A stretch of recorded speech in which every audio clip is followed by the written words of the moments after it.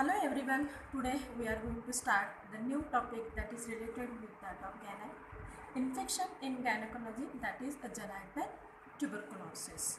So if you see the introduction part of it, genital tuberculosis first recognized by the Marcagni in 1744, and whatever the incidents, because as we know that the common affection of it of the fallopian tube, and the fallopian tube are more important for the fertilization. So if there is a problem with that in genital tuberculosis, there is a more problem to the fallopian tube, so it can lead to the commonest presentation with that of the infertility. So if we see the infertility cases incidence wise, so 5% in the world and 19% in India. And what is the age group which is affected? So about 80 to 90% in females aged 20 to 40 years of age group are commonly affected by this. So if you see the pathogenesis point of view, so pathogenesis, it is almost always secondary usually to the primary, that is the pulmonary, and other sides to this, that it can may affect to the other parts of it is that is related with that of the, it may affect secondary to the renal one, GIT one, then the bony affection. If it is affected to the spinal cord, then it is called as a pot spine. So primary, it is the respiratory pulmonary tuberculosis, and if the primary foci it is affected, it affects to the secondary, that is the genital. If it affects the genitals, then it is called as a genital tuberculosis. So mode of spread, as we know that the whatever the spread of this, it is through the hematogenous. Second one is that is lymphatic, and third one is that is the direct spread that which can be takes place.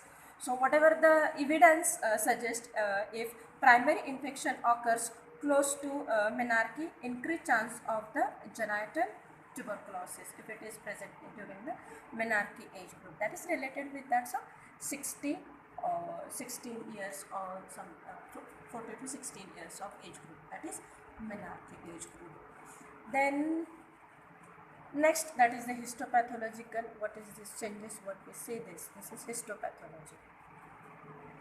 Then tuberculosis of the pelvis and the frequency of tuberculosis in organs. So if we see the organ wise, the organ and the frequency, what we see that. So as I have already explained that whatever the pathology of this genital tuberculosis, it is to that of the fallopian tubes maximum, then second one is endometrium, third one is ovaries, fourth one is cervix. So percentage wise, if you see the frequency wise, so it is the 90 to 100, that is fallopian tube, 50 to 60, that is endometrium, 20 to 30, that is ovaries, and 5 to 15, that is the cervix point of view. So tuberculosis of fallopian tubes are most important because usually the ampullary region shows the earliest and most extensive changes. The femoral process become greatly swollen, and ostia remains open or closed, and whatever the gross appearance, that what we see that it is tobacco pouch appearance and the productive adhesive form. So gross appearance varies and is non-diagnostic. So microscopically it is hyperplastic adenomatous pattern may be seen, that what we say it. So next one is there may be chances that along with that fallopian tube, it may affect the vacuum tuberculum, may affect the endometrium. Then if it is the affection of endometrium, then it is called as a tuberculosis of endometrium.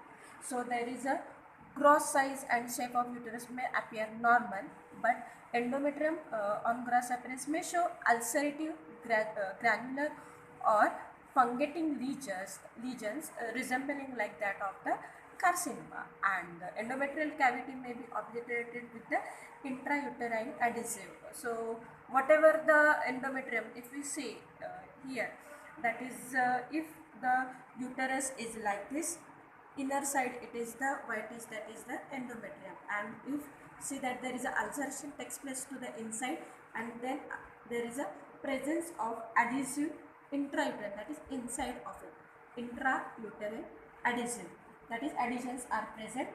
And if we see the microscopic classic lesion is the non-caseating granuloma, what we see that, and the granulomatous lesion are best recognized on 24 to 26th cycle days or within 12 hours of onset of menses. Then there may be chances of tuberculosis of ovary. So usually it is the both the sides of ovaries are affected, and two types are, that is the inflammation of surrounding one of ovary, that is the periophoritis, and inflammation of ovary, that is called as a ophoritis, that is related with the pathology of ovary, and how clinically the patient presents it. So high degree of suspicion. So 20% of have history of tuberculosis in immediate family. So four major presenting complaints. That is the first important, that is the infertility, that is inability to conceive, then abnormal bleeding, pelvic pain, and the amenorrhea. So clinical situations, history of primary infertility with no apparent cause on examination, and family history or personal history of tuberculosis. So if you take the history of the patient, of such patient which comes with that of genital tuberculosis, so what we see that if patient comes with that of primary infertility. What is meaning of primary infertility? If you take the obstetric history and ask about the GPA, that is gestation, parturition, abortion, and living, in that what we see that there is not a single time that patient has conceived, then it is called as a primary infertility. And if you see the examination or if you take the proper history, so there may be history of tuberculosis in the patient herself, or tuberculosis, history of tuberculosis in the family, maybe anyone from family members suffer from that of tuberculosis. Then history of vague lower abdominal discomfort with low grade fever or some undue fatigue, or persistent ill health over months to years associated with weight loss. So whatever the symptoms of the tuberculosis, that what we see that the person is having history of fever, low grade fever for the long duration. If you ask the history, do you have any other complaints along with that? The patient says that yes, female patient says that I'm having some history of low grade fever for long duration.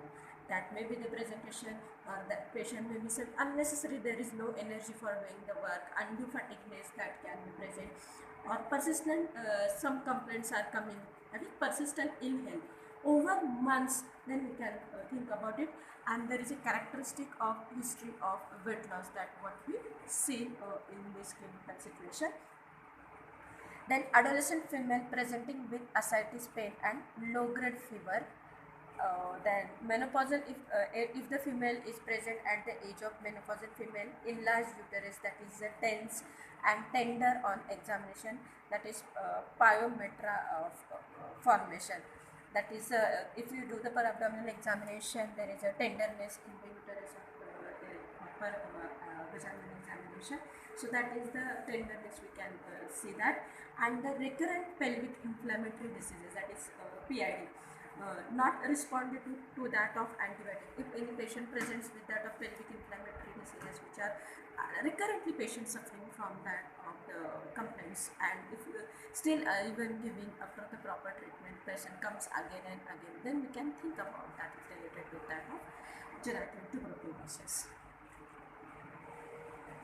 So that is the one presentation.